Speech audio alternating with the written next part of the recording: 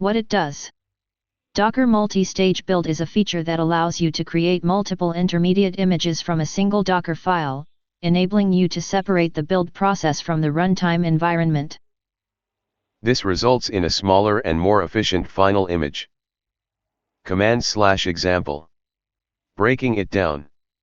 The first from instruction creates a new stage named builder based on the Node 14 image. This stage is used to install dependencies and build the application.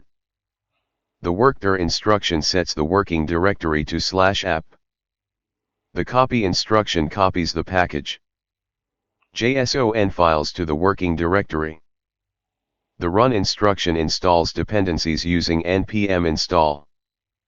The second from instruction creates a new stage based on the Node 14 Alpine image, which is a smaller image than the Node 14 image.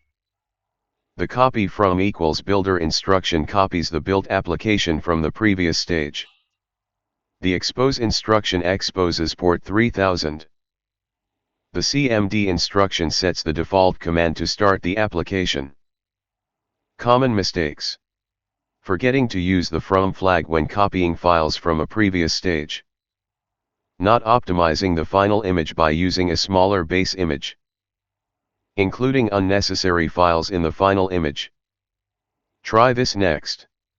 Try using a different base image, such as Node 16 Alpine, and see how it affects the size of the final image.